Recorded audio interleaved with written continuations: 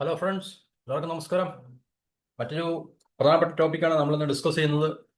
നമുക്കറിയാം, ട്രംപിന്റെ രണ്ടാമത്തെ അഡ്മിനിസ്ട്രേഷൻ വന്നതോടുകൂടി ഇന്ത്യ ഉൾപ്പെടെ പല രാജ്യക്കാരെയും അവിടുന്ന് അദ്ദേഹം പലായനം ചെയ്യിപ്പിച്ചിട്ടുണ്ട്. അതായത് ചില അതൊക്കെ ഓരോ രാജ്യത്തിന്റെയും നിയമത്തിന്റെ വ്യവസ്ഥയും അല്ലെങ്കിൽ നിയമത്തിന്റെ അടിസ്ഥാനത്തിലൊക്കെ ആയിരിക്കും. അതിൽ നമുക്ക് ഒന്നും പറയാൻ സാധിക്കത്തില്ല. അപ്പോൾ പൊതുവെ ആൾക്കാർക്കുള്ളൊരു ധാരണ എന്ന് പറഞ്ഞാൽ ഏറ്റവും കൂടുതൽ ആൾക്കാരെ തിരിച്ചയച്ചൊരു രാജ്യമാണ് അമേരിക്ക എന്നുള്ളത്. പക്ഷേ നമ്മളുടെ വിദേശകാര്യ മന്ത്രാലയം പാർലമെന്റിൽ അവതരിപ്പിച്ച കണക്കനുസരിച്ച് അമേരിക്കയല്ല ഏറ്റവും കൂടുതൽ ആൾക്കാരെ അല്ലെങ്കിൽ ഇന്ത്യക്കാരെ തിരിച്ചയച്ചത്, മറിച്ച് മറ്റൊരു രാജ്യമാണ്. അതുപോലെ തന്നെ വിദേശകാര്യ മന്ത്രാലയം എല്ലാവരോടും, അതായത് വിദേശത്ത് പോയി ജോലി ചെയ്യുന്ന അല്ലെങ്കിൽ വിദേശത്ത് പോയിട്ടുള്ള ആൾക്കാരോട് പറയുന്നത് അവിടുന്ന് ആ രാജ്യത്തു നിന്ന് അവർ നാട് കടത്തുന്നത് ഒഴിവാക്കാൻ വേണ്ടി സാധുവായിട്ടുള്ള രേഖകൾ, അതായത് നമുക്ക് ലീഗലായിട്ടുള്ള നമ്മളുടെ ക്രെഡിബിൾ ആയിട്ടുള്ള നമ്മളുടെ ഡോക്യുമെന്റ്സും അതുപോലെ തന്നെ പ്രാദേശിക നിയമങ്ങൾ, കാരണം ഇതൊക്കെ വളരെ അത്യാവശ്യമാണ്. കാരണം നമ്മൾ രാജ്യത്ത് പോയി കഴിഞ്ഞാൽ ആ രാജ്യത്തെ നിയമം അനുസരിച്ച് ജീവിക്കുക എന്നുള്ളത് ഏറ്റവും വളരെ പ്രധാനപ്പെട്ടാണ്. അതിപ്പോൾ ഏത് രാജ്യത്തായാലും, നമ്മുടെ ശ്രീലങ്കയിൽ നമ്മൾ പോയാലും, പാകിസ്ഥാനിൽ പോയാലും, സൗദിയിൽ പോയാലും, അമേരിക്കയിൽ പോയാലും അവിടുത്തെ ലോ ഓഫ് ദി ലാൻഡ് ഉണ്ട്. ആ നിയമം അനുസരിച്ച് നമ്മൾ ജീവിക്കുക എന്നുള്ളത് റെസ്പോൺസിബിൾ ആയിട്ടുള്ള ഒരു വ്യക്തിയുടെ എന്താണ് ഒരു എന്താണ് പറയുക ലക്ഷണമാണ്, അതല്ലേ? അല്ലെങ്കിൽ അതൊരു വ്യക്തിയുടെ ചെല്ലുന്ന വ്യക്തിയുടെ ഒരു ഉത്തരവാദിത്തം. ഇപ്പം നമ്മളുടെ രാജ്യത്തേക്കൊരു ഫോറിൻ പൗരൻ വരുമ്പോൾ തീർച്ചയായിട്ടും ഇവിടെ വന്നിട്ട് ഇല്ലീഗലായിട്ടുള്ള രീതിയിൽ നടക്കുവാൻ നമ്മൾ ആ, അനുവദിക്കാറുണ്ടോ? തീർച്ചയായിട്ടും ഇല്ല. കാരണം നമ്മൾ എന്താണ് പ്രതീക്ഷിക്കുന്നത്? കാരണം അങ്ങനെ വരുന്ന വ്യക്തികളെ ഇവിടെ വന്നിട്ട് മര്യാദയ്ക്ക് വന്നിട്ട് ഒന്നുകിൽ ജോലി ചെയ്തിട്ട് പോവുക, അല്ലെങ്കിൽ ഇവിടെ കണ്ടിട്ട് പോവുക, വിസിറ്റ് ചെയ്തിട്ട് പോവുക എന്ന് മാത്രമേ നമ്മൾ പ്രതീക്ഷിക്കുന്നുള്ളൂ. അപ്പോൾ അതുപോലെ തന്നെയാണ് നമ്മൾ മറ്റു രാജ്യങ്ങളിൽ ചെല്ലുമ്പോൾ തീർച്ചയായിട്ടും നമുക്കും അവിടുത്തെ രാജ്യത്തിന്റെ നിയമങ്ങളും അല്ലെങ്കിൽ അവിടെയുള്ള ഏർപ്പാടുകളും ഒക്കെ നമുക്ക് എന്താണ് പറയുന്നത് റിക്കൺസിൽ ചെയ്ത് അതിനോടൊക്കെ എഗ്രി ചെയ്ത് നമുക്ക് മുമ്പോട്ട് പോകേണ്ട വളരെ ഒരു ആവശ്യമുണ്ട്. പക്ഷെ അതൊക്കെ പല ആൾക്കാരും ലംഘിക്കപ്പെടുന്നതുകൊണ്ടാണ് ഈ പറഞ്ഞ കാര്യങ്ങളൊക്കെ തന്നെ വളരെ എന്താണ് പറയുന്നത് ആ രാജ്യങ്ങൾ നമുക്കെതിരെ ഇതുപോലുള്ള തീരുമാനങ്ങൾ അല്ലെങ്കിൽ നടപടികൾ എടുക്കാനുള്ള ഒരു കാരണം കൂടെ. 2025 ഇന്ത്യക്കാരെ തിരിച്ചയച്ചിട്ടുള്ള ഏറ്റവും കൂടുതൽ ഇന്ത്യക്കാരെ തിരിച്ചയച്ചിട്ടുള്ള രാജ്യം സൗദി അറേബ്യയാണ്, അമേരിക്കയല്ല.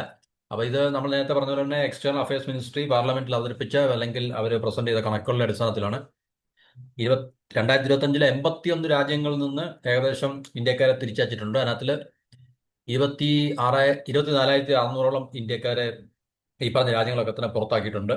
അതിൽ ഏറ്റവും കൂടുതൽ സൗദി അറേബ്യയിൽ നിന്നാണ് എന്നാണ് നമുക്ക് കണക്കുകൾ നമ്മളെ ബോധ്യപ്പെടുത്തുന്നത്. 11,000-ൽ പരം ആൾക്കാരെ ഇന്ത്യക്കാരെ സൗദിയിൽ നിന്ന് അവർ നാട് കടത്തിയിട്ടുണ്ട്, കിക്ക് ഔട്ട് ചെയ്തിട്ടുണ്ട്. അതുപോലെ തന്നെ അമേരിക്കയിൽ നിന്ന് ഏകദേശം 3,800 ഇന്ത്യൻ പൗരന്മാരെയാണ് തിരിച്ചയച്ചത്. അപ്പോൾ തീർച്ചയായിട്ടും സൗദിയാണ് ഇതിനകത്തിലെ മുൻപിൽ നിൽക്കുന്ന രാജ്യം, അമേരിക്കയല്ല. സൗദി നമുക്കറിയാം, ഈ മിഡിൽ ഈസ്റ്റ് പോലുള്ള രാജ്യങ്ങളിൽ പല ആൾക്കാരും ഈ പറഞ്ഞ ഗൾഫ് രാജ്യങ്ങളിൽ നിന്ന് ഒന്നുകിൽ വിസയുടെ കാലാവധി കഴിഞ്ഞിട്ട് അതുപോലെ തന്നെ കുടിയേറ്റ നിയമങ്ങൾ, ഇമിഗ്രേഷൻ ലോസ് ഒക്കെ നമ്മൾ ലംഘിക്കുകയാണെങ്കിൽ അപ്പോൾ അതിൻ്റെയൊക്കെ അടിസ്ഥാനത്തിലാണ് ഗൾഫ് രാജ്യങ്ങളിൽ നിന്ന്, പ്രത്യേകിച്ച് സൗദി, UAE ഇതുപോലുള്ള രാജ്യങ്ങളിൽ നിന്നൊക്കെ ആൾക്കാരെ അവർ തിരിച്ച് ഇന്ത്യയിലേക്ക് അയക്കുന്നത്.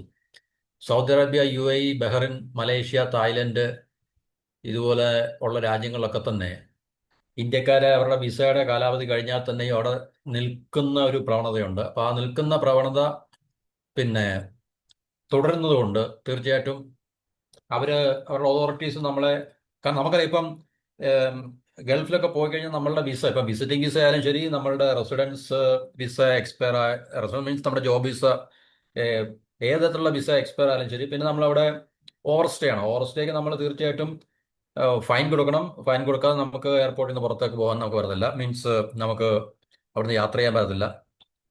അത് നിയമവിരുദ്ധമാണ്. അതിനൊരു ചില നമ്പർ ഓഫ് ഡേയ്സ് ഒക്കെ നമുക്ക് അവിടെ നിൽക്കാമെന്നുള്ളൊരു പരിധിയുണ്ട്. എന്നാൽ തന്നെ ഓവർ സ്റ്റേ ആണ്, വിസയുടെ കാലാവധി കഴിഞ്ഞാൽ പിന്നെ നമുക്കവിടെ ശരിക്കും പറഞ്ഞാൽ ലീഗലി നമുക്കവിടെ നിൽക്കുക എന്നുള്ളതൊരു ശരിയായിട്ടുള്ളൊരു രീതിയല്ല. അപ്പം നമുക്ക് അങ്ങനെയുള്ള ഒത്തിരി ആൾക്കാർ അവിടെ ഓവർ സ്റ്റേ ചെയ്യുന്ന ആൾക്കാരുണ്ട്. ഇപ്പോൾ ഗൾഫ് രാജ്യങ്ങളിൽ പ്രത്യേകിച്ചുണ്ട്. ഈ കൂടുതലും ആൾക്കാർ പറ്റിക്കപ്പെടുന്ന ആ ഒരു സംഭവങ്ങളൊക്കെ ഉണ്ട്. ഇപ്പോൾ ഉയർന്ന ജോലിയൊക്കെ അല്ലെങ്കിൽ ഉയർന്ന ജോലി എല്ലാം ശമ്പളമൊക്കെ വാഗ്ദാനം ചെയ്തിട്ട്, ഉയർന്ന ശമ്പളമൊക്കെ വാഗ്ദാനം ചെയ്തിട്ട് അവിടെ കൊണ്ട് എത്തിച്ചതിന് ശേഷം ഈ ട്രാവൽ ഏജൻസി അതുപോലുള്ള ആൾക്കാരൊക്കെ തന്നെ അവരുടെ എന്താ ഡീറ്റെയിൽസ് അല്ലെങ്കിൽ വേറെ ബോർഡ്സ് ഒന്നും നമുക്ക് എവർക്ക് ലഭിക്കത്തില്ല. അപ്പം അങ്ങനെയൊക്കെ ട്രാപ്പ് ചെയ്യപ്പെടുന്ന ആൾക്കാരുണ്ട്, ചതിക്കപ്പെടുന്ന ആൾക്കാരുണ്ട്. അതല്ലാതെ തന്നെ നമുക്കറിയാം, ഇപ്പം വിസിറ്റിംഗ് വിസയ്ക്ക് നമ്മൾ പോയി കഴിഞ്ഞാൽ ജോബ് നമുക്ക് കിട്ടില്ല. വിസിറ്റിംഗ് വിസയുടെ ഒരു വിസിറ്റിംഗ് വിസ എക്സ്പയർ ആയി. അപ്പോൾ അതിനുശേഷവും അവിടെയൊക്കെ സ്റ്റേ ചെയ്യുന്ന ആൾക്കാരുണ്ട്. അപ്പോൾ അതൊക്കെ തീർച്ചയായിട്ടും അങ്ങനെയുള്ള ആൾക്കാരെയൊക്കെ അവരുടെ അതോറിറ്റീസ് ഇപ്പം UAE-ലായാലും സൗദിയിലായാലും അവരെ കണ്ടുപിടിക്കപ്പെട്ട് കഴിഞ്ഞാൽ അത് തീർച്ചയായിട്ടും അവർ പണിഷ് ചെയ്തിട്ട് നമ്മളെ പിന്നെ രാജ്യത്തേക്ക് അവർ പറഞ്ഞയക്കും. അപ്പം ഇങ്ങനെയൊക്കെയുള്ള കാര്യങ്ങളാണ് പൊതുവെ ഗൾഫിൽ അല്ലെങ്കിൽ ഈ പറഞ്ഞ മലേഷ്യ, തായ്ലൻഡ് ഇതുപോലുള്ള രാജ്യങ്ങളൊക്കെ വന്നത്. ഇപ്പം UK-യിലെ ഓസ്ട്രേലിയ എന്നൊക്കെ പറഞ്ഞു കഴിഞ്ഞാൽ അവർ ഈ പറഞ്ഞ ഓവർ സ്റ്റേയുടെ പേരിലും അതുപോലെ തന്നെ റെഗുലേറ്ററി ലംഘനങ്ങളുടെ പേരിലും അവിടുത്തെ നിയമങ്ങളൊക്കെ തന്നെ ഈ പറഞ്ഞ ഇമിഗ്രേഷൻ റിലേറ്റഡ് ആയിട്ടുള്ള നിയമങ്ങൾ ലംഘിച്ചതിന്റെ പേരിലും ഒക്കെ തന്നെ ഇന്ത്യൻ വിദ്യാർത്ഥികളെയൊക്കെ തന്നെ അവിടുന്ന് തിരിച്ചയച്ചിട്ടുള്ളതായിട്ടാണ് ഈ പറഞ്ഞ റിപ്പോർട്ടിനകത്തിൽ അവർ പ്രതിപാദിക്കുന്നത്. അതായത് യുണൈറ്റഡ് കിങ്ഡം, ഓസ്ട്രേലിയ ഇതുപോലുള്ള രാജ്യങ്ങളൊക്കെ തന്നെ ആയിരുന്നു. അപ്പം അങ്ങനെയുള്ള രാജ്യങ്ങളിൽ നമുക്ക് ഇവിടുന്ന് പോകുന്ന വിദ്യാർത്ഥികളെ, സ്റ്റുഡൻസിനെയൊക്കെ തന്നെ അവർ ഓവർ സ്റ്റേയുടെ പേരിലോ അല്ലെങ്കിൽ മറ്റ് റെഗുലേറ്ററി വയലേഷൻസിൻ്റെ ഒക്കെ പേരിലോ ഒക്കെ തന്നെ അവിടുന്ന് തിരിച്ചയച്ചിട്ടുണ്ട്. അപ്പം ഇത് നമ്മൾ ഇവിടുന്ന് പോകുന്നൊരു വ്യക്തി എപ്പോഴും നമ്മൾ റെസ്പോൺസിബിൾ ആകുക എന്നുള്ളത് നമ്മുടെ കൂടെ ഉത്തരവാദിത്തമാണ്. പലർക്കും നമുക്കറിയാം എഡ്യൂക്കേറ്റഡ് ആയിട്ടുള്ള ആൾക്കാർ പോകുന്നുണ്ട്, അൺഎഡ്യൂക്കേറ്റഡ് ആയിട്ടുള്ള ആൾക്കാർ പോകുന്നുണ്ട്.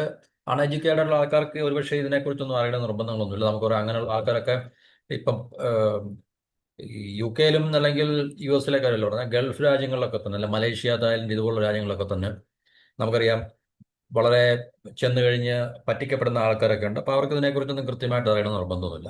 പക്ഷേ നല്ല എഡ്യൂക്കേറ്റഡ് ആയിട്ടുള്ള ആൾക്കാർ തീർച്ചയായിട്ടും ഇതുപോലുള്ള ഒരു യാത്ര അല്ലെങ്കിൽ ഇങ്ങനെ വിദേശത്തേക്ക് നമ്മൾ പോകുമ്പോൾ നമ്മുടെ ഡോക്യുമെന്റ്സ് പക്കയാക്കുക, അതുപോലെ തന്നെ നമ്മൾ അവിടെ ചെന്ന് കഴിഞ്ഞാൽ അവിടുത്തെ നിയമങ്ങൾ പൂർണ്ണമായിട്ടും പാലിച്ച് ആ രാജ്യത്തിന് അനുസൃതമായിട്ട് നമ്മൾ ജീവിക്കുക എന്നൊക്കെയുള്ളതാണ് വിദേശകാര്യ മന്ത്രാലയത്തിന്റെ ഭാഗത്തു നിന്നുള്ള ഉപദേശം എന്ന് പറഞ്ഞു കഴിഞ്ഞാൽ. അപ്പം അങ്ങനെ നമുക്ക് എന്തെങ്കിലും പ്രശ്നം ഉണ്ടെങ്കിൽ ആ രാജ്യത്തുള്ള ഇന്ത്യൻ കോൺസുലേറ്റിന്റെ ഒക്കെ സഹായങ്ങൾ നമുക്ക് തീർച്ചയായിട്ടും തേടാവുന്നതാണ്. അപ്പം എല്ലാ രാജ്യത്തുമുള്ള കോൺസുലേറ്റുകൾ വേണ്ട സഹായങ്ങൾ, അതായത് രാജ്യത്തെ പൗരന്മാർക്ക് ചെയ്തു കൊടുക്കാൻ അവർ റെസ്പോൺസിബിൾ ആണ്, അവർ തീർച്ചയായിട്ടും ചെയ്യുകയും ചെയ്യും. അതിനു പകരം നമ്മൾ നിയമത്തെ വെല്ലുവിളിച്ച് ആ രാജ്യത്തെ നിയമത്തെ വെല്ലുവിളിച്ച് നിയമലംഘനങ്ങൾ നടത്തി അവിടെ നമ്മൾ സ്റ്റേ ചെയ്യുകയാണെങ്കിൽ തീർച്ചയായിട്ടും ആ രാജ്യം തക്കതായിട്ടുള്ള നടപടിക്രമങ്ങൾ എടുക്കുകയും അവരെ തീർച്ചയായിട്ടും ഏത് രാജ്യമായാലും അങ്ങനെ തന്നെ ചെയ്തിട്ടുള്ളൂ. നമ്മളിപ്പോൾ ഇന്ത്യ ആയാലും അങ്ങനെ തന്നെയാണ്. കാരണം നമുക്കത് ഒരുപക്ഷെ നമ്മൾ ആരും പൊതുവെ അറിയുന്നില്ല എന്നുള്ളൊരു വസ്തുതയുള്ളതുകൊണ്ടാണ്. ഇവിടെയും നമ്മൾ ദിവസവും നമ്മുടെ രാജ്യത്തു നിന്ന് ഒത്തിരി വിദേശികളെ നമ്മൾ ഈ പറഞ്ഞ എന്താണ് ഇമിഗ്രേഷൻ ലോസിന്റെ വയലേഷൻസ്, അറിഞ്ഞുകൊണ്ടോ അറിയാതെയൊക്കെയുള്ള വയലേഷൻസ്, കാരണം ഒത്തിരി പേരെ നമ്മൾ തിരിച്ചയക്കുന്നുണ്ട്, ഇല്ലെന്ന് പറയാൻ പറ്റത്തില്ല. എല്ലാ രാജ്യത്തും നടക്കുന്നുണ്ട്.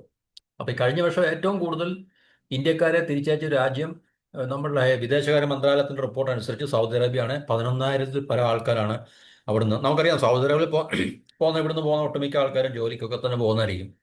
അപ്പോൾ അവരുടെ വിസയുടെ കാലാവധി കഴിഞ്ഞിട്ട് അവിടെ ഓവർ സ്റ്റേ എന്നുള്ള രീതിയിൽ അവരവിടെ സ്റ്റേ ചെയ്യുന്നതിൻ്റെ ഒരു ഭാഗമായിട്ടായിരിക്കും ഈ പറഞ്ഞ അവിടുന്ന് അവർ തിരിച്ച് വിടപ്പെടുന്നത്.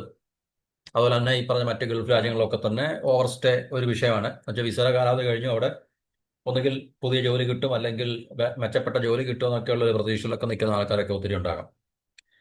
അപ്പോൾ അതിനെയൊക്കെ അവർ ട്രാക്ക് ചെയ്ത് അവരുടെ അതോറിറ്റീസിന്റെ പിന്നെ ശ്രദ്ധയിൽ അത് പെട്ട് കഴിഞ്ഞാൽ അവർ തീർച്ചയായിട്ടും നമ്മളെപ്പോലുള്ള ആൾക്കാരെ അവർ അവിടുന്ന് പാക്കപ്പ് ചെയ്യും.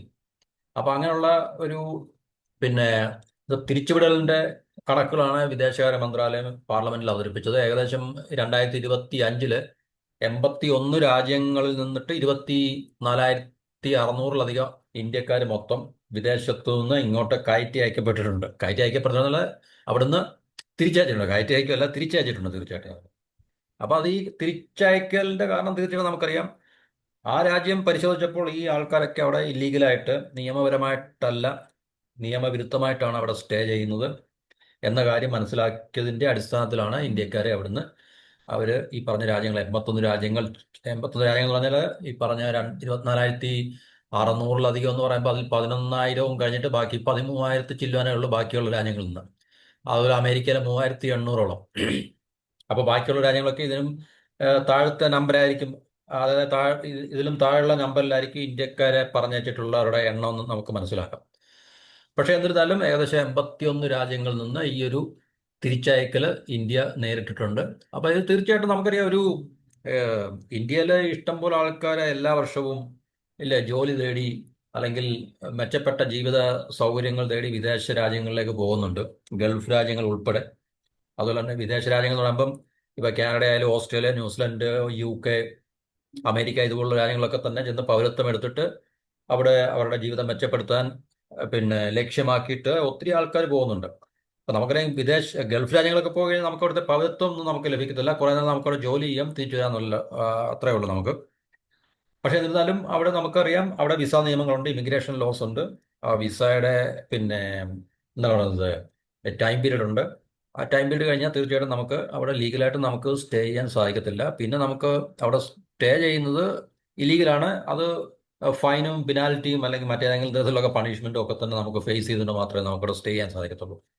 അപ്പോൾ ഇവിടുന്ന് പോകുന്ന ആൾക്കാർ നമ്മൾ തീർച്ചയായിട്ടും പ്രധാനമായിട്ട് ശ്രദ്ധിക്കേണ്ടത്, ഒന്ന് നമ്മളുടെ, കാരണം തീർച്ചയായിട്ടും ഇതെല്ലാം ഡോക്യുമെന്റ് ബേസ്ഡ് ആണല്ലോ. നമുക്ക് വിദേശ രാജ്യത്തേക്ക് പോകണമെങ്കിൽ ഈ രാജ്യങ്ങൾ ഇപ്പം നമുക്കറിയാം, ഈ ഇന്ത്യയും ഇപ്പം നമ്മൾ യു കെയിലേക്ക് പോവുക എന്ന് പറയുമ്പോൾ, അല്ലെങ്കിൽ ഓസ്ട്രേലിയയിലേക്ക് പോവുക എന്ന് പറയുമ്പോൾ, അല്ലെങ്കിൽ ഈവൻ നമ്മൾ സൗദി അറേബ്യയിലേക്ക് പോവുക എന്ന് പറയുമ്പോൾ, അത് വെറുതെ നമ്മളെ പോകില്ല. കാരണം ഇരു രാജ്യങ്ങൾ തമ്മിൽ ഉഭയകക്ഷി ബയലാറ്ററൽ ആയിട്ടുള്ള കരാറുകളുണ്ട്. കരാറുകളുടെ അടിസ്ഥാനത്തിൽ മാത്രമാണ് ഇതുപോലുള്ള പോക്കുവരവുകൾ നമുക്ക് സാധ്യമാകുന്നത്.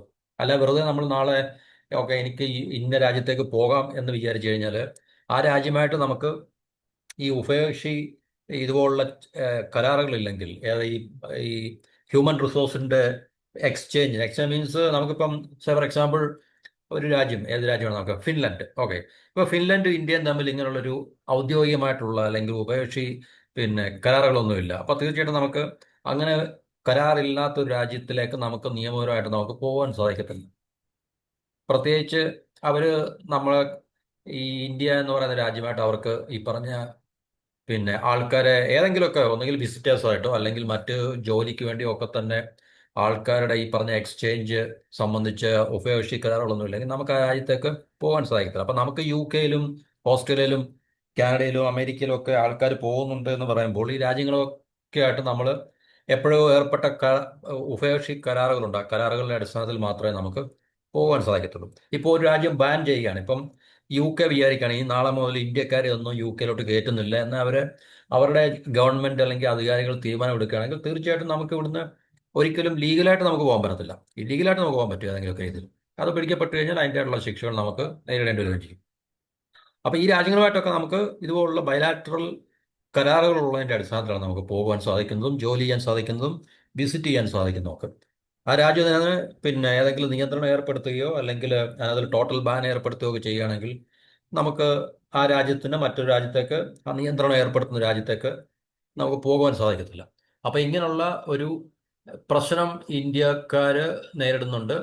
അപ്പോൾ ഇത് ഇന്ത്യ മാത്രമല്ല, കാരണം നമുക്കറിയാം അമേരിക്ക പല രാജ്യങ്ങളിൽ നിന്നുള്ള ആൾക്കാരെ അവർ തിരിച്ചയക്കുന്നുണ്ട്. അതുപോലെ തന്നെ സൗദി ആയാലും ശരി, അവർ ഇന്ത്യക്കാരെ മാത്രമല്ല പാകിസ്ഥാൻകാരെ ഒക്കെ തന്നെ, ബംഗ്ലാദേശുകാരെയും ഒക്കെ തന്നെ, ശ്രീലങ്കക്കാരെയും ഒക്കെ തന്നെ അവർ ഇതുപോലെ ഇല്ലീഗലായിട്ടുള്ള ഇമിഗ്രേഷൻ അല്ലെങ്കിൽ അവരുടെ ഇമിഗ്രേഷൻ ലോസ് വയലേറ്റ് ചെയ്ത ഒത്തിരി ആൾക്കാരെ, പ്രത്യേകിച്ച് ഈ പറഞ്ഞ ഏഷ്യ എന്നുള്ള ഈ പറഞ്ഞ ആൾക്കാരെ ഒക്കെ തന്നെ ഇഷ്ടം പോലെ അവർ പറഞ്ഞയക്കുന്നുണ്ട്. അപ്പോൾ എല്ലാ രാജ്യങ്ങളിൽ നിന്നും ഉണ്ട്. അപ്പോൾ ഏറ്റവും കൂടുതൽ നമുക്കറിയാം ഇന്ത്യയുടെ പോപ്പുലേഷൻ കൂടുതലായതുകൊണ്ട് ഒരു പക്ഷേ ഇന്ത്യയിൽ നിന്ന് ആണ് മറ്റു രാജ്യങ്ങളിലേക്ക് പോകുന്ന ആൾക്കാരുടെ എണ്ണം കൂടുതൽ. ഒരു പക്ഷേ ചൈന, ഇന്ത്യ ഇതുപോലുള്ള രാജ്യങ്ങളൊക്കെ തന്നെയാണ് ഏറ്റവും കൂടുതൽ ആൾക്കാർ പുറത്തേക്ക് പോകുന്ന ഒരു സാധ്യത നമുക്കുള്ളത്, കാരണം പോപ്പുലേഷന്റെ അടിസ്ഥാനത്തിൽ. അപ്പോൾ അതുകൊണ്ട് തീർച്ചയായിട്ടും ഈ കണക്കുകൾ വരുമ്പോൾ ഏറ്റവും കൂടുതൽ അതിൻ്റെ ഒരു എന്താ പറയുക നമുക്ക് ഇമ്പാക്റ്റ് കാണാൻ സാധിക്കുന്ന ഇന്ത്യ പോലുള്ള രാജ്യത്തിനായിരിക്കും. അപ്പോൾ അത് കൂടുതൽ ഈ ഇമിഗ്രേഷൻ വയലേഷൻസ് അല്ലെങ്കിൽ അവരുടെ നിയമങ്ങൾ നമ്മൾ ലംഘിച്ചുകൊണ്ട് അവിടെ നമ്മൾ കാട്ടിക്കൂട്ടുന്ന എന്തെങ്കിലുമൊക്കെ പ്രശ്നങ്ങളുണ്ടൊക്കെ ആയിരിക്കും. അതുകൊണ്ട് തീർച്ചയായിട്ടും ഇതെല്ലാം ഡോക്യുമെന്റ് ബേസ്ഡ് ആണെന്ന് ഞാൻ പറഞ്ഞു. അപ്പോൾ ഡോക്യുമെന്റ് ബേസ്ഡ് ആകുമ്പോൾ നമ്മൾ ഇവിടുന്ന് പോകുന്ന ആൾക്കാർ, ഇപ്പോൾ ഉദാഹരണം നമ്മൾ ഗൾഫിലേക്ക് പോവുകയാണെങ്കിൽ നമുക്കറിയാം പ്രോപ്പറായിട്ടുള്ള വിസ വേണം, നമ്മുടെ പാസ്പോർട്ടും വേണം, ഇല്ലേ? റിലവൻ്റ് ആയിട്ടുള്ള പാസ്പോർട്ട് വേണം.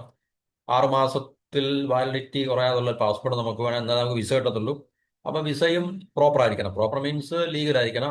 അവരുടെ എന്താണ് ഇമിഗ്രേഷൻ ഡിപ്പാർട്ട്മെന്റ്, അതായത് സൗദിയുടെ ആയാലും യു എയുടെ ആയാലും അവർ അറിഞ്ഞുകൊണ്ട് ഇഷ്യൂ ചെയ്ത വിസ അയക്കണം. ഫേക്ക് ആകരുത്, ഫ്രോഡലൻ്റ് ആകരുത്. അതുപോലെ തന്നെ നമ്മൾ പിന്നെ നമുക്കിപ്പോൾ അതുപോലെ തന്നെ ആ രാജ്യം നിർദ്ദേശിക്കുന്ന രീതിയിലുള്ള, ഇപ്പം നമുക്ക് ഇവിടുന്ന് അങ്ങോട്ട് ചെല്ലുമ്പം അവർ ചിലപ്പം ബാൻ ചെയ്തിരിക്കുന്ന ചില സാധനങ്ങൾ ഉണ്ടായിരിക്കാം, ചില ഡ്രഗ്സോ മെഡിസിൻസോ അല്ലെങ്കിൽ അതുപോലുള്ള കാര്യങ്ങൾ. നമുക്ക് മയക്കുമരുന്നൊന്നും കൊണ്ടുവരാൻ പറ്റത്തില്ല, ആൽക്കഹോൾ കൊണ്ടുപോകാൻ പറ്റത്തില്ല, ഇല്ലേ? നമുക്ക് ആൽക്കഹോൾ നമുക്ക് ഡ്യൂട്ടി ഫ്രീ ഷോപ്പിൽ നമുക്ക് വാങ്ങിക്കാം, അതെല്ലാം നമുക്ക് ഇവിടുന്ന് ക്യാരി ചെയ്ത് നമുക്ക് പോകാൻ പറ്റത്തില്ല. അപ്പം അങ്ങനെയൊക്കെയുള്ള നിയമങ്ങൾ രാജ്യത്തുണ്ട്. അപ്പം ഈ നിയമങ്ങളൊക്കെ തന്നെ നമ്മൾ പാലിച്ചാൽ മാത്രമേ നമുക്ക് നിയമപരമായിട്ട് നമുക്ക് അവിടെ കാലുകുത്തുവാനും അല്ലെങ്കിൽ നമുക്കവിടെ ചെല്ലുവാനും നമുക്ക് എന്താണ് ജോലി തേടി പിടിക്കുവാനോ അല്ലെങ്കിൽ നമുക്ക് അവിടെ വിസിറ്റ് ചെയ്യാനൊക്കെ നമുക്ക് സാധിക്കത്തുള്ളൂ. അപ്പം അങ്ങനെയുള്ള ഈ ഇമിഗ്രേഷൻ ലോസ് അല്ലെങ്കിൽ രാജ്യത്തിന്റെ ലോ ഓഫ് ദ ലാൻഡ്, ഏത് രാജ്യത്തേക്കാണ് നമ്മൾ പോകുന്നത് ആ രാജ്യത്തിന്റെ നിയമങ്ങളെക്കുറിച്ച് നമ്മൾ പിന്നെ അറിഞ്ഞിട്ട് നമ്മൾ അതിനെ കൃത്യമായി പാലിച്ച് മാത്രമേ, കൃത്യമായിട്ടുള്ള ഡോക്യുമെന്റിന്റെ അടിസ്ഥാനത്തിൽ, ക്രെഡിബിൾ ആയിട്ടുള്ള ഡോക്യുമെന്റിന്റെ അടിസ്ഥാനത്തിൽ മാത്രമേ നമ്മൾ യാത്ര ചെയ്യാവൂ അല്ലെങ്കിൽ മറ്റു രാജ്യങ്ങൾ വിസിറ്റ് ചെയ്യാവൂ എന്നാണ് വിദേശകാര്യ മന്ത്രാലയം നമ്മളെ പിന്നെ ഓർമ്മപ്പെടുത്തുന്നത്. അപ്പോൾ അതുകൊണ്ട് തീർച്ചയായിട്ടും അങ്ങനെയുള്ള കാര്യങ്ങളൊക്കെ പ്രോപ്പർ ആണെങ്കിൽ ആർക്കും ഇതുപോലുള്ള പ്രശ്നങ്ങൾ നേരിടേണ്ട ഒരു വിഷയം വരത്തില്ല. അപ്പോൾ ഇതാണ് നമുക്ക് ഈ ടോപ്പിക്കിനെ കുറിച്ച് തൽക്കാലം പറയാനുള്ളത്. അപ്പം അമേരിക്കയല്ല, സൗദിയാണ് ഇന്ത്യക്കാരെ 2025 ഏറ്റവും കൂടുതൽ തിരിച്ചയച്ചിട്ടുള്ള രാജ്യം എന്നാണ് നമുക്ക് വിദേശകാര്യ മന്ത്രാലയത്തിന്റെ എക്സ്റ്റേണൽ അഫയേഴ്സ് മിനിസ്ട്രിയുടെ പാർലമെന്റിൽ അവർ പ്രസന്റ് ചെയ്ത റിപ്പോർട്ടിന്റെ അടിസ്ഥാനത്തിൽ നമുക്ക് മനസ്സിലാക്കുന്നത്. അപ്പോൾ ഇത്രയും പറഞ്ഞുകൊണ്ട് ഈ ടോപ്പിക്കോട് അവസാനിപ്പിക്കാം. അടുത്ത ടോപ്പിക്കുമായിട്ട് അടുത്ത വീഡിയോയിൽ എല്ലാവർക്കും നന്ദി, നമസ്കാരം.